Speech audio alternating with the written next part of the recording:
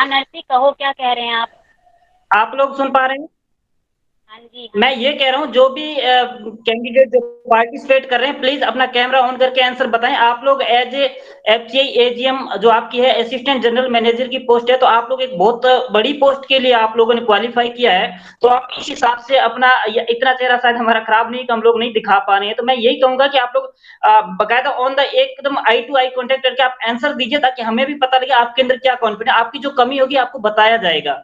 तो कैंडिडेट ऐसे करें कि आप अपना आई कांटेक्ट बना के आप इस जैसे ऐसे दे रहे हैं, जैसे इंटरव्यू दे रहे हैं, इसी हिसाब से आप दे रहे हैं, तभी आपकी कमी का पता चलेगा आप लोगों के अंदर क्या कहाँ कमी कहाँ हिचकिचाहट है।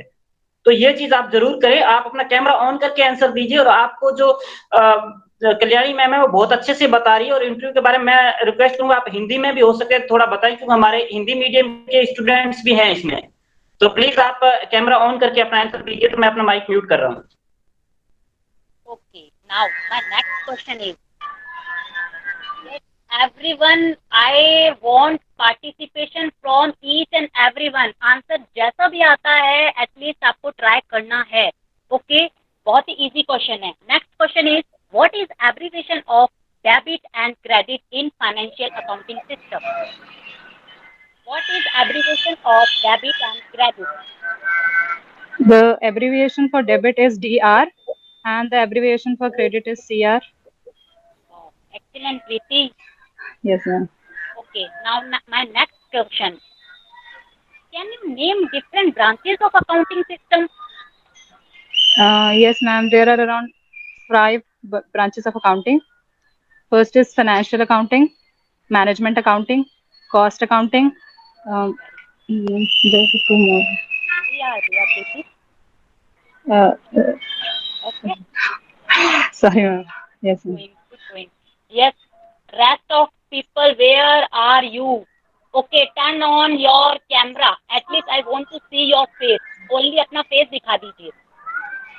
आंसर नहीं देना है, it's okay. Yes, very good Ekta. Next Ankit. Yes, good. Next, two more, दो और हैं, वो भी अपना फेस दिखाएं। Okay, now my next one question. Minute ma'am, मैं कुछ कहना चाहूंगा। एक मिनट, मेरी जो वॉइस आ रही है। हाँ जी, हाँ Yes, जी। sir. प्रीति मैम जो है बहुत अच्छा आंसर दे रहे हैं।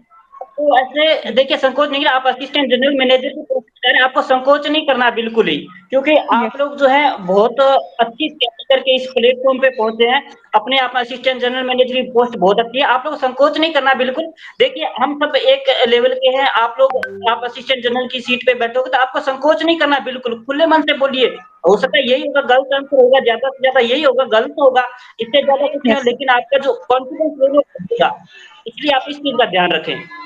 Yes, sir. इतने ब्यूटीफुल फेसेस हैं, एटलीस्ट अपने फेस से ही आप है ना फर्स्ट इम्प्रेस करवा देंगे किसी को भी, है ना। तो my next question, okay please listen carefully. If I had only one statement and wanted to review the overall health of a company, which statement would I use for this and why? मेरे पास only एक statement है company की health जानने के लिए। मैं कौन सा स्टेटमेंट यूज करूंगी उस टाइम पे कि कंपनी कितनी हेल्थी है? Yes, not Preeti, I want answer from anyone else. Network है। Sorry, network. Sorry. Ma'am net worth. मैंने statement, which statement show the net worth of a company? Ma'am balance sheet से पता चलेगा network. But I want here a single statement which show the health of a company. एक ऐसा statement जिससे को देखते ही मुझे उस कंपनी की हेल्थ पता लगे। मैम बैलेंस शीट से हमें पता चलेगा, because balance sheet is a position statement, तो उससे आपको पता चलेगा कि कंपनी की फाइनेंशियल हेल्थ कैसी है। Yes, ma'am.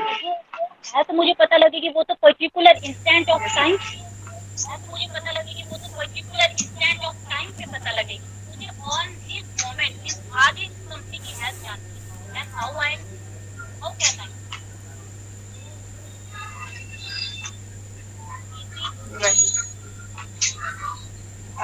हम बैलेंस शीट से पता चलेगी।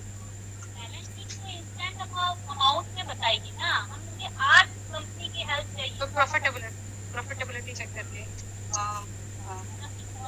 एक particular period cashless statement company की, अच्छा ठीक है, पेपर और पेन विदाउट कैश की कंपनी काम कर लेगी क्या? मैम कैश फ्लो स्टेटमेंट से पता चलेगा। Cash is a thing. Cash flow statement gives a true picture of how much cash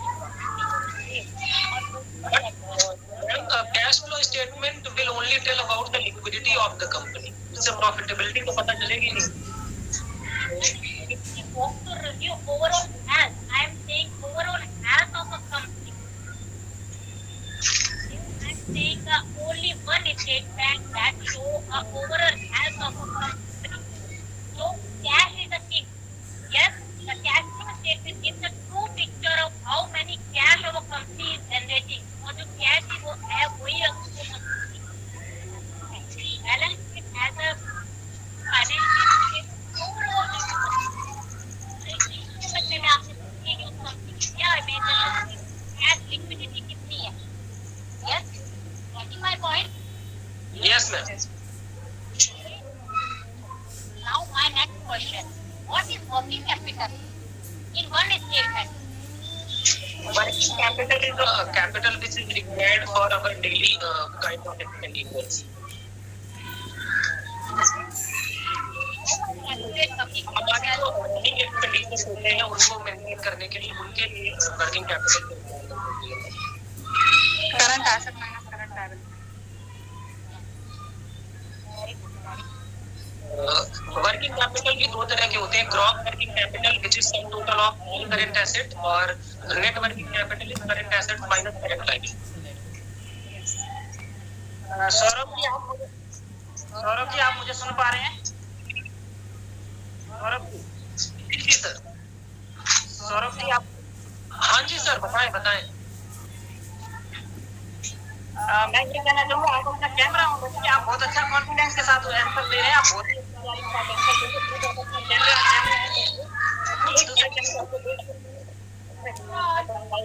camera on है सर, मेरा कैमरा ऑन है सर, कैमरा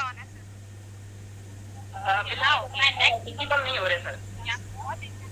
अरे यस जल्दी, ओके। सर वो मेरे उस पे आप टच करेंगे ना तो मैं विजिबल हो जाऊंगा स्क्रीन पे।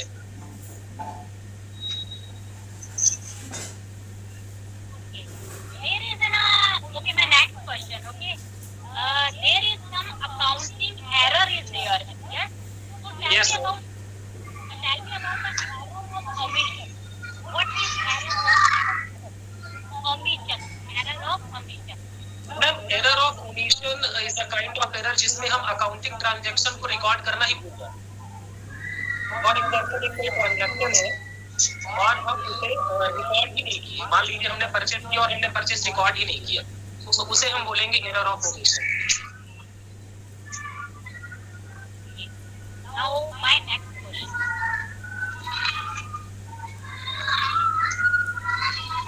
Yes, ma'am.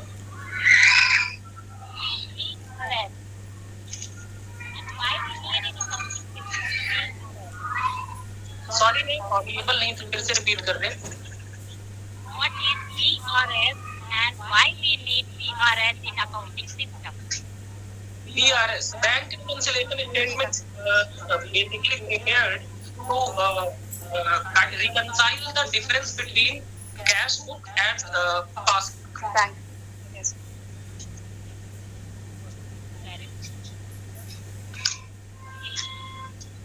Now my next question. What is depreciation? Depreciation is reduction of value due to wear and tear use of the asset. It is basically the Depreciation is a kind of non-cash expenditure. Basically, asset की value कम हो जाती है due to wear and tear, due to use and due to obsolescence. तो इस वजह से depreciation is there. बहुत ही intelligent student है नरसिया, तो मुझे लग रहा है ऑलरेडी प्रिपेयर्ड है ये सारे। तो okay, now my next question is what is deferred revenue? मैं आपको बता जी सर, मेरे साथ ये है अपने में जी बहुत अच्छा नॉलेज है और हमारे बहुत खुशी हो रही है कि आप लोग इतने अच्छे से आंसर दे रहे हैं। तो हम कहीं ना कहीं हम ये मान रहे हैं कि फ्यूचर के एजीएम से हम बात कर रहे हैं, तो बहुत ही अच्छा लग रहा है। आप लोग लगातार बने रहिए। Thank you so much. Okay, my question. Okay, what is deferred revenue? Ma'am, deferred revenue expenditure is a kind of peak expenditure, which is Here, I'm saying deferred revenue, not expenditure. deferred revenue expenditure. Ma'am, मैं इसका example देकर अगर बताऊं तो चल जाएगा क्या? Yes, only deferred revenue. Deferred revenue and deferred expenditure, they both are different terms. I'm saying what is deferred revenue only. Revenue only. Okay, deferred revenue. Yes. Okay. Exactly, ma'am मैं इसका guess कर सकता हूँ, मुझे exactly थोड़ा सा doubt हो रहा है।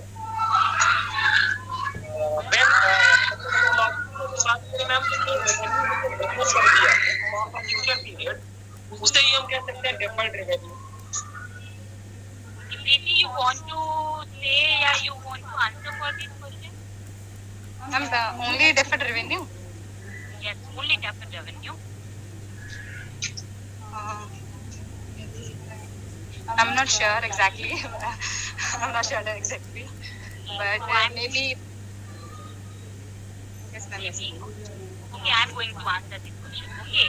Deferred revenue means payment received in advance for services which have you not been performed. Like cleaning है ना, कंपनी को होटल क्लीन करने का चार्ज एडवांस में दे देते हैं ना, बट अभी तक हमें एडवांस उनको दे दिया, बट सर्विस अभी तक हमें रिसीव नहीं हुई है। प्लीज सर्विस है ना, सर्विस रिसीव नहीं हुई है, बट हमने उनको एडवांस दे दिया, तो ये हमारा क्या हो गया? Deferred revenue. हमें इन फ्यूचर में सर्विस मिलेगी ही मिलेगी। हमारा डेफर्ड एक्सपेंडिचर नहीं हुआ है, रेवेन्यू तो आएगा उस कंपनी के लिए हुआ। कंपनी के अपन एज अ कंपनी होल्डर बात कर रहे हैं। Yes ma'am. अपने लिए रेवेन्यू हुआ कि हमें एडवांस में ही सर्विसेज के रूप में मिल गए, बट हमें जो गुड्स और सर्विस है वो हमें डिलीवर्ड होती है। मैम इसका मतलब है कि एडवांस रिसीव्ड फ्रॉम कस्टमर, इसको ऐसा बोल सकते हैं। Advance received for services which we are going to provide particular customer और पर्टिकुलर जो भी हमारे हैं। तो it is a kind of prepaid income, आपको पहले से इनकम मिलेगी। Accrued income. Accrued income. Yes. Okay, deferred revenue. Okay. Now my next question. In a trending nowadays, cloud accounting. What is cloud accounting? Cloud accounting is basically accounting which is done with the help of the technology, where all data is maintained on the cloud. और इससे ma'am आपको physical storage करने की जरूरत नहीं होती है। आपके पास सारी रिकॉर्डिंग जो है वो क्लाउड पे चली जाती है, जहाँ पर क्लाउड डेटा में एक ऐसा सर्वर जो एक यूनिवर्सली, मतलब जहाँ पे एक हिंड्रेंस नहीं रहता, आप कहीं से भी उसको एक्सेस कर सकते हैं। Access anywhere, anytime. Any time anywhere 24/7 आप कहीं से भी उसको।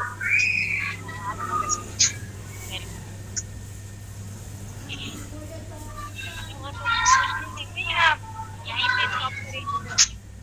Only accounting का ये क्या है section? शायद टेक्निकल के भी है।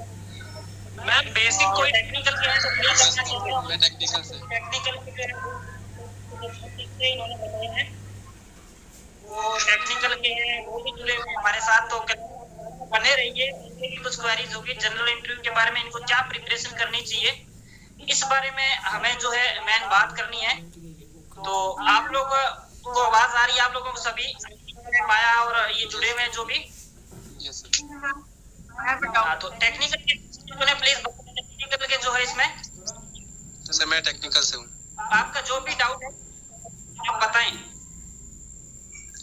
जो भी डाउट है आप अपना माइक्रोफोन ऑन करके क्या डाउट आप पूछना चाहते हैं? हाँ जी माया बताइए। These questions which only technical related or general?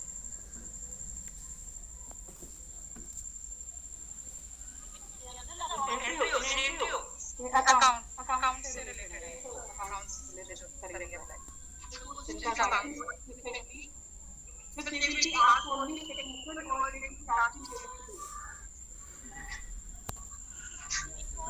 General accounting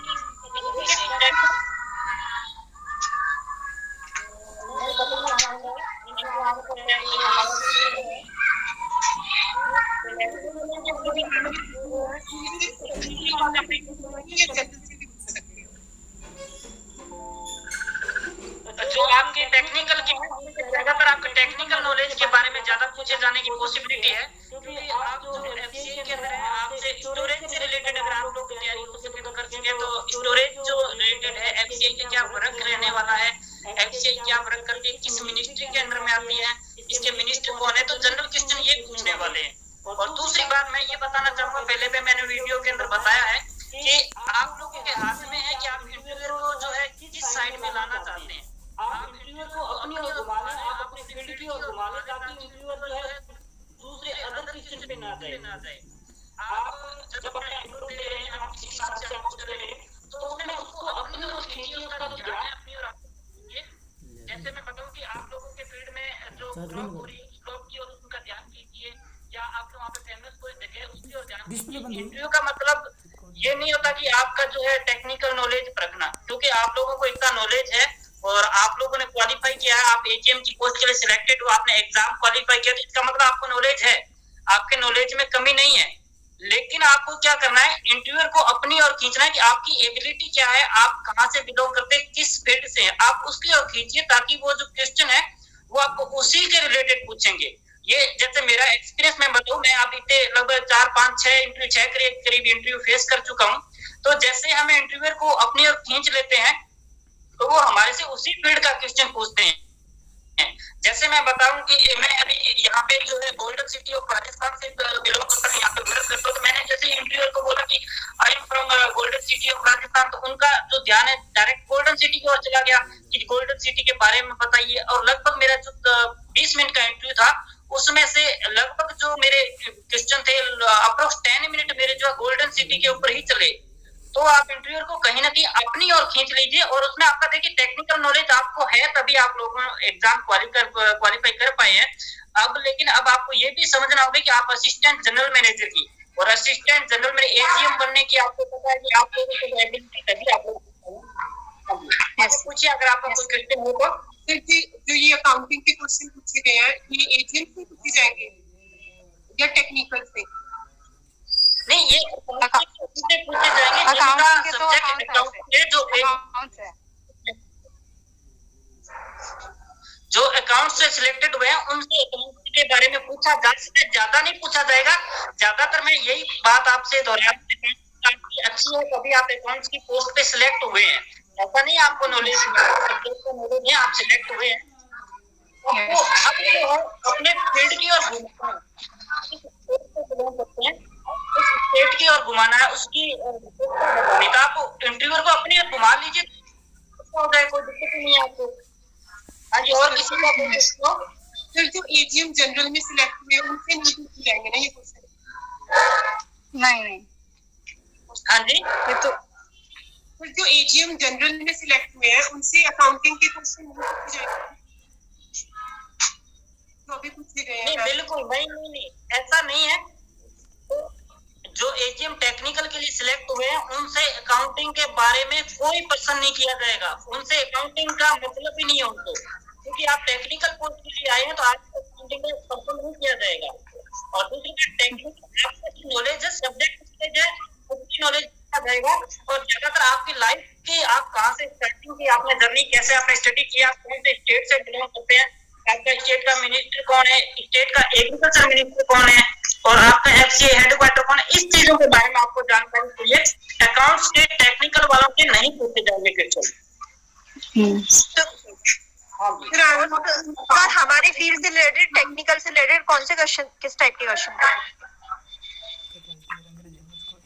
देखिए टेक्निकल से रिलेटेड ऐसा मैं आपको बताना चाहूंगा कि क्वेश्चन पूछे जा सकते हैं, जैसे स्टोरेज से रिलेटेड है, स्टोरेज के अंदर जैसे टेम्परेचर की बात करते हैं और उसमें जो ह्यूमिडिटी कितनी रखते हैं, नमी कितनी रखते हैं, या आपके स्टोरेज की क्या कुछ पीरियड रहता है, क्या कुछ इसके बारे में आपसे पूछा जा सकता है। और दूसरी बात मैं अगेन आपको बताना चाहूंगा, को अपनी और सीख लीजिए, उसको अपने रास्ते से सीधे देखते हैं, किसी स्टेट से बिलोंग करते हैं, आप यूपी से करते हैं, यूपी में आगरा है, ताजमहल है, जान लीजिए। और एग्रीकल्चर के बारे में आप पूरा कर लिया देख लीजिए, एग्रीकल्चर प्रोडक्शन जो है आपको प्रोडक्शन पूछा जा सकता है कि इस ईयर में जो है प्रोडक्शन कितना हुआ है, या फिर आपको एमएसपी जो मिनिमम सपोर्ट प्राइस है उसके बारे में पूछा जा सकता है। तो टेक्निकल के लिए एक मैं चीज और बता देना चाहता हूँ, फार्मर के 3 लॉ आए, किसान के 3 बिल आए हैं। Yes sir. किसानों के 3 बिल आए, उस बिलों के बारे में अध्ययन करके गए, आपको बिलों के बारे में आपसे जरूर पूछा जा सकता है, क्योंकि ये बिल जो है एग्रीकल्चर रिलेटेड है, आप टेक्निक है वो भी आपको इसी एग्रीकल्चर है। प्रीति आप अपना माइक्रोफोन ऑफ करो प्लीज। हाँ जी, आगे नेक्स्ट किसी का क्वेश्चन? सर मेरा जैसे एजीएम जनरल में, एजीएम जनरल में हुआ है जिनका एजीएम जनरल में, उन्हें किस तरह के क्वेश्चन पूछे जाएंगे? हाँ जी, एजीएम जनरल वाला क्वेश्चन। एजीएम जनरल में आपसे और मैं आपको बता दूं कि जो एजीएम जनरल में हुआ है या किसी के भी हुआ है, तो एजीएम जनरल से जनरल एग्रीकल्चर के बारे में पूछा जा सकता है कि जो इंडिया है, इंडिया में सबसे ज्यादा प्रोडक्टिविटी क्या की है, या एफसीआई जो है कौन कौन से जो ग्रेन है उसका स्टोरेज करता है, उनका भंडारण कौन कौन सी चीजों को खरीदता है, एमएसपी कौन डिसाइड करता है, एमएसपी कैसे जो डिसाइड होती है, मिनिस्ट्री कौन सी है इसकी, मिनिस्टर कौन से इनके, तो जनरल चीजें पूछी जाएगी। बाकी ज्यादातर आपका जो बैकग्राउंड रहा है ना, आपने जैसे कोई पास्ट में कोई कहीं फ्यूचर में काम कर रहे हैं, आप किस स्टेट से बिलोंग करते हैं, जैसे आप लोग पंजाब से करते हैं या यूपी से करते हैं, एमपी से करते हैं, एमपी से करते हैं, तो अब की बात जो है आपने जो ग्रैंड प्रोडक्शन के अंदर बात करते हैं, तो एमपी का अच्छा खासा योगदान रहा है, तो उसके बारे में पूछा जा सकता है। एमपी का एग्रीकल्चर मिनिस्टर तो आपको याद होना चाहिए, जिस स्टेट से आप हैं वहां के एग्रीकल्चर मिनिस्टर का, प्लस आपको जो नेक्स्ट आपके जो इंडिया के एग्रीकल्चर मिनिस्टर है उनके बारे में आपको जानकारी देना चाहिए। हाँ जी सर, इसमें रिज्यूमे में और किसी का कोई क्वेश्चन? हाँ सर, रिज्यूमे कितना वेटेज रखता है, मतलब सर हमारा रिज्यूमे का क्या उसमें रोल रहेगा हमारा? आपका मैं क्वेश्चन रिज्यूम मैं समझा नहीं आपकी बात, अंकित आप दोबारा बताएं। सर जो हमारा रिज्यूमे रहेगा उसका क्या रोल रहेगा हमारे इंटरव्यू में?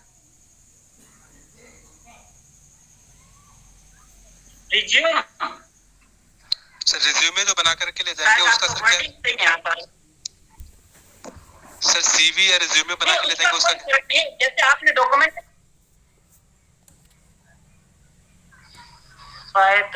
सीवी, हाँ आपका जो सीवी रहेगा वो डॉक्यूमेंट फॉर्मेट देंगे, उससे मैं वही तो चीज आपको बताना चाह रहा हूँ कि आप उसमें भरेंगे आप पहले वर्क कहाँ कर रहे थे, ठीक है, आप कहाँ से बिलोंग करते हैं, आप वही चीज भरेंगे, आपका बर्थ प्लेस कहाँ है आप वो भरेंगे, आप कौन से कॉलेज से कौन से यूनिवर्सिटी से आपने पास हुए आप उसके बारे में आपसे पूछा जा सकता है, आपका फील्ड है फील्ड से पूछा जा सकता है।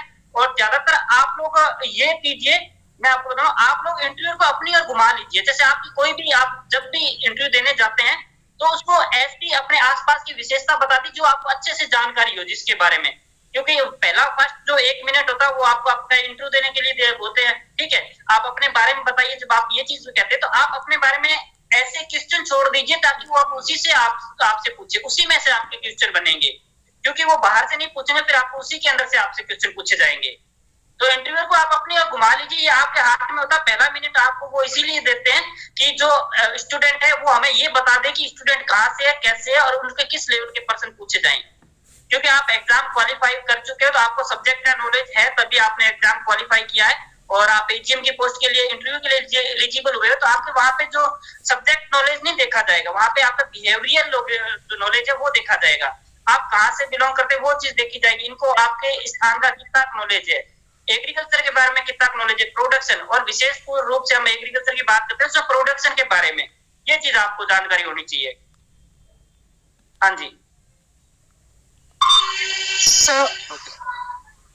सर अगर हमें कोई क्वेश्चन नहीं आता है, सर अगर जैसे हम इंटरव्यू दे रहे हैं और इन मिडल हमें कोई क्वेश्चन नहीं आता, मतलब हमें उसके बारे में एग्जैक्टली नहीं पता है जो वो पूछ रहे हैं, तो क्या उसका भी नेगेटिव इम्पैक्ट होता है, ज्यादा होता है नेगेटिव इम्पैक्ट अगर?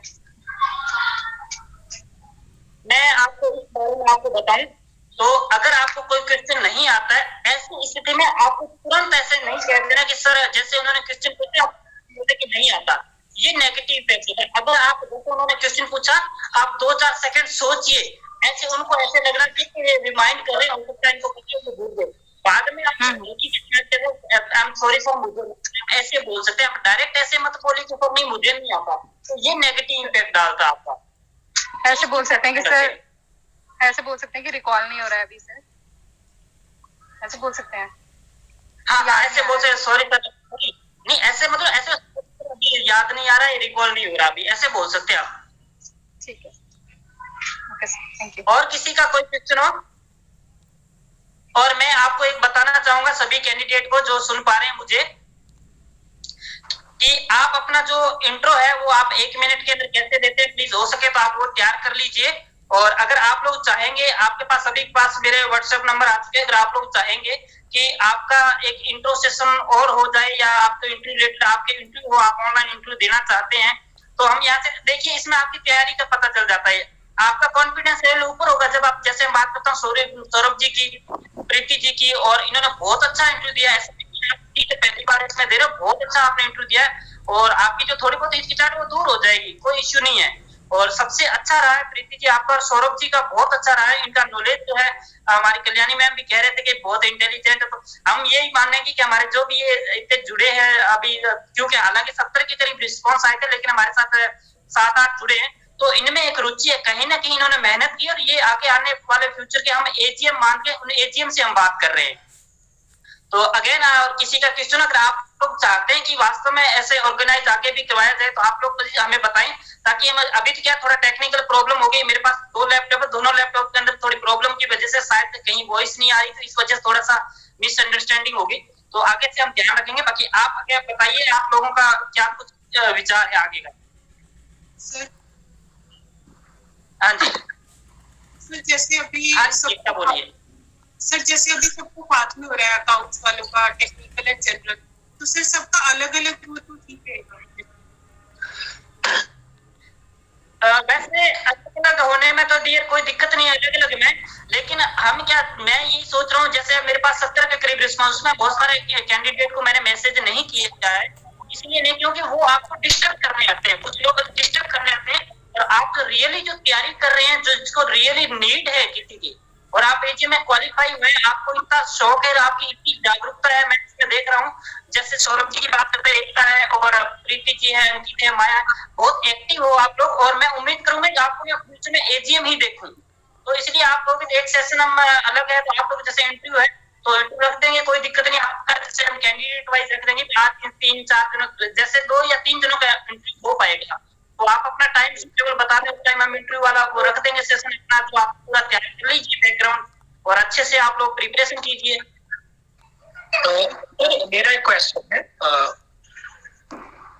जैसे सर इसमें एफसीआई के, जैसे मैं अकाउंट से हूँ, तो इसमें जैसे एफसीआई के बैलेंस शीट को भी हमें स्टडी वगैरह करना पड़ेगा, वो पढ़ सकते हैं प्राइस कैपिटल क्या है एफसीआई का, या फिर आपको बताना चाहूंगा बिल्कुल नहीं, आपको जो बैलेंस शीट, आपको नॉर्मल जो टर्मिनोलॉजी है ना आपकी, वो आपको आनी चाहिए, आपको ज्यादा डीपली नहीं पढ़ना, आप डीपली पढ़ चुके हैं इसलिए आप सिलेक्ट हुए हैं, आप डीपली पढ़ चुके हैं इसलिए आप सिलेक्ट हुए हैं, जब आपने डीपली नहीं पढ़ी है आपको कॉन्फिडेंस लेवल दिखेगा। मान लीजिए हम एफसीआई ऑर्गेनाइजेशन में जा रहे हैं, तो वहां के बारे में ओवरऑल स्ट्रक्चर क्या है, किस तरीके से काम करता है, किस तरीके के डिपार्टमेंट है वहां पे, तो इसके बारे में एक बेसिक ओवरव्यू अगर, जैसे एफसीआई की वेबसाइट, आप एफसीआई में जा रहे हैं तो वहां पर ऐसे बहुत सारे डिपार्टमेंट्स होते हैं। सर एक बेसिक मतलब उसको रखिए, एक सेशन रख लीजिए जिसमें ये सारी चीजें रहे कि हमें इंट्रो कैसे देना है, ठीक है। उसके अलावा वो कई बार पूछ लेते हैं कि what are your responsibilities as general manager या असिस्टेंट जनरल मैनेजर, तो ये सारी चीजों के आंसर कैसे करने हैं। बाकी ये सब्जेक्ट से रिलेटेड आंसर करने में तो किसी को मुझे नहीं लगता उतना प्रॉब्लम आएगा, लेकिन जो एक जनरल क्वेश्चन होते हैं कई बार हमारे पास प्रॉपर आंसर उसके लिए। हाँ, कैसे अपने आंसर्स को फ्रेम करना है, कैसे रिप्रेजेंट करना है, ये सब। हम बाद में रियलाइज करते हैं कि वो इंस्टेंटली हम जवाब ठीक से नहीं दे पाए और बाद में गलती हो गई हमसे, तो वो गलतियां ना हो। बाकी सब्जेक्ट रिलेटेड तो प्रिपेयर कर रहे हैं और प्रिपेयर हो जाएगा धीरे धीरे, लेकिन ये बेसिक जो चीजें हैं, जैसे आपको स्ट्रेंथ, वीकनेस, हॉबीज के बारे में अगर वो कभी पूछ लेते हैं, तो इस मतलब बेसिकली जो शुरू का 5 मिनट का टाइम है, तो उसको कैसे मतलब हम बेटर वे में प्रेजेंट कर सके अपने आप को वहां पे, इसके लिए जरूर एक सेशन रख ले सर। हाँ बिल्कुल, वो रख लेंगे। एक मैं आपसे सबसे ये कहना चाहूंगा, एक चीज मैं आपको बताऊं, आप मेरी अगर मैं आपको कहूं कि सबसे पहले जब आप इंटरव्यू के लिए जाए तो आपके अंदर फियर नहीं होना चाहिए, आपके अंदर डर नहीं होना चाहिए बिल्कुल भी। अगर आपके अंदर डर होगा तो मतलब आपकी तैयारी भी बेकार चली जाएगी, आप वहाँ पे कोई आंसर नहीं कर पाएंगे। आपके अंदर डर बिल्कुल भी नहीं होना चाहिए वहाँ पे। आप ऐसे एजीएम के पोस्ट पे करें, आपको बिल्कुल कहीं भी निसंकोच जाना है, आपको डर नहीं होना चाहिए उसके अंदर। और वहाँ पे आपके अंदर आत्मविश्वास हो, कभी आपको नॉलेज नहीं देगा आपका। मैं ये मान रहा हूँ, अगर आपको 10 में से 4 क्वेश्चन आ रहे हैं, 10 में से 4 क्वेश्चन आ रहे हैं और 6 नहीं आ रहे हैं, और अगर आपका कॉन्फिडेंस लेवल अच्छा है और आप वास्तव में इंटरव्यू दे रहे हैं, तो आप सिलेक्ट हो गए। ये चीज मैं आपको आज बता दूं कि इंटरव्यू में क्या होते हैं, आपका कॉन्फिडेंस देखना, आपको भय नहीं होना चाहिए, क्योंकि वहां पे क्वेश्चन पे नंबर नहीं मिलते हैं। इंटरव्यू में चलो मैं आपको बता दूं, इंटरव्यू में कभी भी क्वेश्चन पे नंबर नहीं मिलते हैं, क्योंकि क्वेश्चन तो कई बार क्या स्टूडेंट आप देखो सभी क्वेश्चन बता देते हैं, फिर भी उनको कहीं ना कहीं वो जो है नहीं मिल पाता उनको भी। जी हाँ बताइए। ठीक है सर, तो आप एक क्लास मतलब एक सेशन जरूर रख ले, मेरा ये कहना था, अगर हो सके तो, अगर पॉसिबल हो तो, मतलब बेसिक इंट्रोडक्शन कैसे देना है। बिल्कुल। और फिर मेरा डाउट था, मतलब मैं जैसे हिंदी मीडियम स्टूडेंट रहा हूँ और मैंने अपना सीए भी हिंदी मीडियम से ही किया था, तो इसका कोई प्रॉब्लम तो नहीं आएगा कि वो इंग्लिश, मतलब मुझे इंग्लिश में मतलब अगर वो इंग्लिश प्रॉब्लम नहीं है तो स्पीक, लेकिन मैं उतना फ्लुएंट नहीं इंग्लिश में जितना मैं हिंदी में, तो इससे तो कोई प्रॉब्लम नहीं है। हाँ जी माया, आप क्या कह रहे हैं? यस सर, जो सौरभ जी ने आइडिया दिया है कि यस सर, सर जो अभी सौरभ जी ने कहा कि जनरल इंट्रोडक्शन एंड बाकी जो जनरल स्ट्रेंथ, वीकनेस वगैरह पे जो क्वेश्चंस बनेंगे उन्हें कैसे प्रेजेंट करना है, इस पे आप एक सेशन रखेंगे। हाँ बिल्कुल, उस पे एक सेशन रख लेंगे।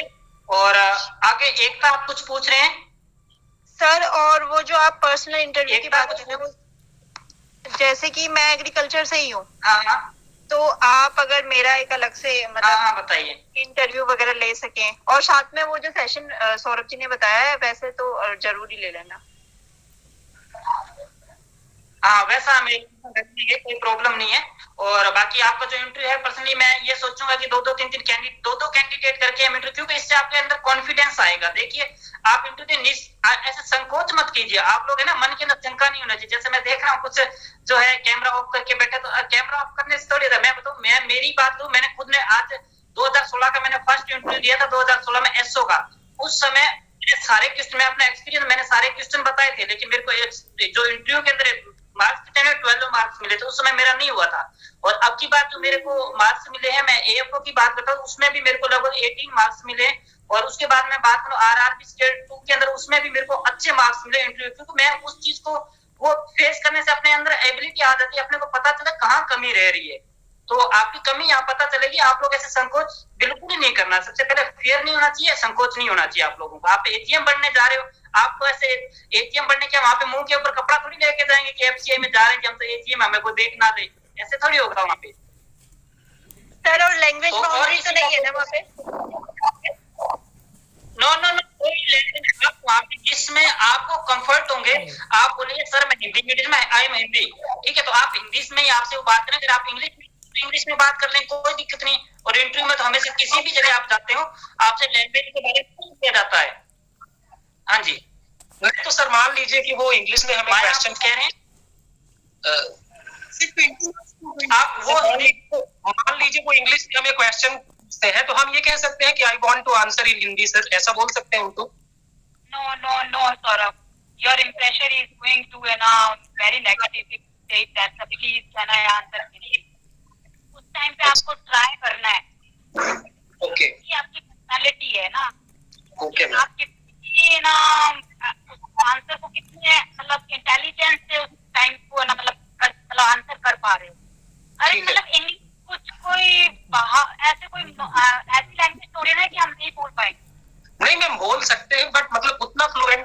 इतना मैं हिंदी में हूँ इसलिए मैं कह रहा था। ऐसे हो अपने आप को वैसे ही प्रेजेंट करना है, बनावटी नहीं लेके आना है। बनावट लेके आओगे तो वो तुमको इतना घुमाएंगे ना, अच्छे से बना देंगे।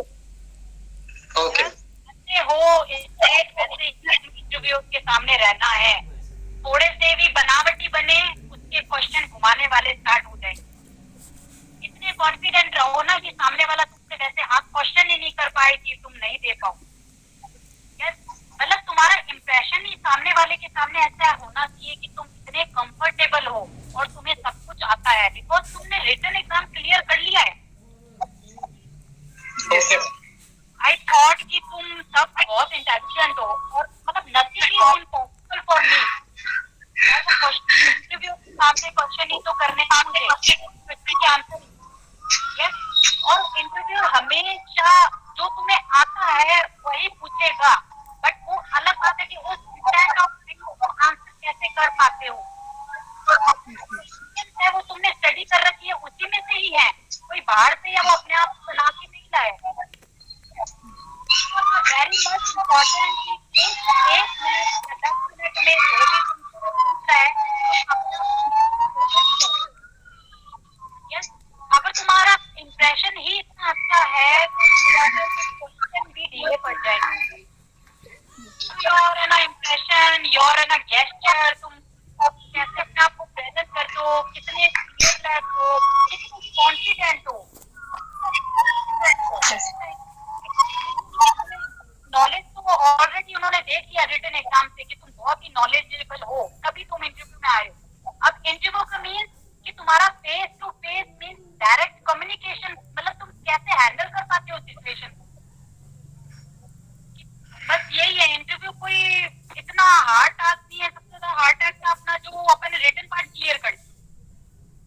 मैम और हम कब तक एक्सपेक्ट कर सकते हैं कि इंटरव्यू की डेट आ जाएगी? वो आपको नेक्स्ट बताएंगे। हाँ, इनका क्या कहना है सर, हम कब तक एक्सपेक्ट कर सकते हैं कि इंटरव्यू की डेट आ जाएगी, मतलब तब तक इंटरव्यू हो सकते हैं?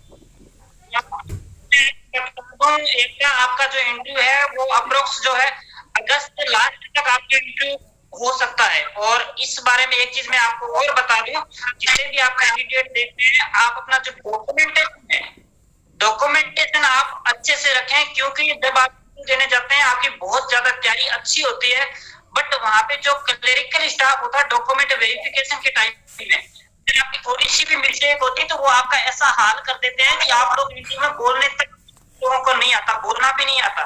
तो प्लीज आप जैसे समय है इंटरव्यू की तैयारी कीजिए, लेकिन डॉक्यूमेंटेशन में कमी मत छोड़िए। अगर आपके अंदर थोड़ी भी मामूली सी मिस्टेक होगी, क्योंकि जो आपके डॉक्यूमेंट वेरीफाई करने वाले तो वो क्लरिकल स्टाफ होता है, वहां पे क्लर्क और असिस्टेंट वगैरह वो होते हैं, तो इसलिए वो आपके नहीं समझते वो कौन सी, आप बाद में एजीएम बनोगे, लेकिन पहले वो एजीएम वहां के वो होते हैं जो क्लरिकल होते हैं। तो आप डॉक्यूमेंटेशन को कंप्लीट कर लीजिए। मैं एक आपको सभी को सजेस्ट करना चाहूंगा जितने भी कैंडिडेट है कि आपका जो डॉक्यूमेंटेशन कहीं कमी नहीं छोड़नी है आपको। सर, क्या क्या डॉक्यूमेंट्स एक बार ब्रीफ में बता देंगे, क्या क्या डॉक्यूमेंट्स मतलब लगेंगे? आप बात करते हैं तो जैसे आपका एक इंटरव्यू कॉल लेटर, दूसरा आपका जो एप्लीकेशन फॉर्म आपने भरा था, और उसके बाद में जो आपके एजुकेशनल जितने भी सर्टिफिकेट्स प्लस मार्कशीट है वो आ जाएगी। और उसके बाद में जो आपकी जैसे कास्ट सर्टिफिकेट है, ओबीसी जनरल जो भी है वो आ जाएगा। उसके बाद रेजिडेंट सर्टिफिकेट आ जाएगा। तो यही होता है, जैसे आपका आधार कार्ड है, पैन कार्ड है, वो भी हो सकता है तो आप टुकड़ा लेके जाएं। तो मैं डॉक्यूमेंट्स के अंदर कमी बाकी जो लिस्ट है वो आपको दे देंगे जब आपके पास मेल आएगा तो उस समय। इसलिए मैं बहुत सारे मैं कैंडिडेट को देखता हूँ, जब मैं इंटरव्यू देने गया तो बहुत सारे कैंडिडेट ऐसे होते हैं इंटरव्यू के अंदर उनको इतनी प्रॉब्लम होती है कि वो लास्ट में इंटरव्यू फेस ही नहीं कर पाते हैं वो, और वो बिल्कुल निराश हो जाते हैं। जब इंटरव्यू तक पहुंचते हैं, इंटरव्यू रूम में पहुंचते हैं, तो उनकी हालत इतनी खराब हो जाती है कि वो कुछ जवाब देने लायक नहीं बचते हैं। तो इसलिए हमें ये गलती नहीं करनी है। हाँ जी। और सर ड्रेस कोड क्या रहता है सर? ड्रेस कोड में क्या पहन के जाए? फॉर्मल प्लीज, फॉर्मली कोड का हम सौरभ ड्रेस कोड का हम बाकी बता रहे हैं, फॉर्मल कल्याणी जी बता रहे हैं कि फॉर्मल। सर, लड़कियों के लिए क्या सूट ही पहन के जाना है? सूट पहन के जा सकते हैं। कोट सूट सकते हैं क्या?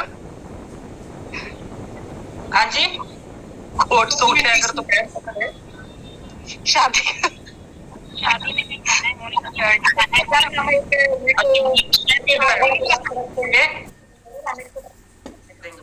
इसके बारे में हम बताएंगे, मैं पूरा डिटेल से वीडियो बना दूंगा आपको, ड्रेस से पैर वगैरह सारी चीज के बारे में।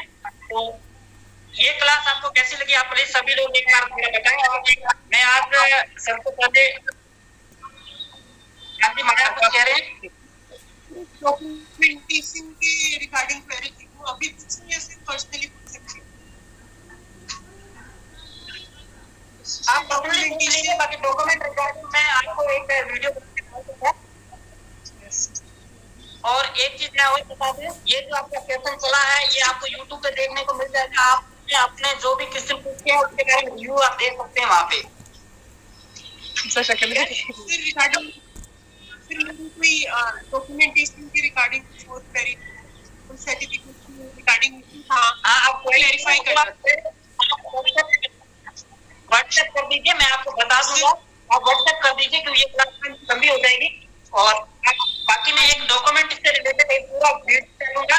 और दूसरी बात है, ये आपको जो ये वीडियो आपका जो भी आपने इंटरेक्शन किया है आपको आपको यूट्यूब पे देखने को मिल जाएगा। सर कल्याणी मैम से अगर कुछ डाउट बाद में भी तो वो आपके थ्रू ही पूछना पड़ेगा या उनका कोई डायरेक्ट कम्युनिकेशन है?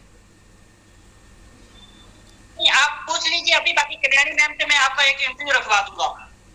अच्छा, एक इंटरव्यू रखवा दूंगा जो इंटरव्यू हो जाएगा डायरेक्ट। सर बाद में कोई डाउट आता है तो इनकेस हम पूछ सके उनसे, जैसे हम 2-3 लोग अकाउंट्स वाले हैं तो नहीं आपको डाउट है, आप अकाउंट के हैं, आप डाउट है वो आप अपने आप नोट कर लीजिए। और मैं कोशिश करूंगा कल्याणी मैम ऐसी लाइव लाके आप लोगों के सारे डाउट क्लियर करवा दूंगा। क्योंकि कल्याणी मैम जो है ये बहुत बिजी शेड्यूल में से इन्होंने मुझे अपने को समय दिया है। मैं कितने दिन से रिक्वेस्ट कर रहा हूँ, अभी आज दिन को समय मिला तो ये भी बिजी होते हैं। Thank you so much Kalyani ma'am, thank you so much. Thank you ma'am, thank you so much.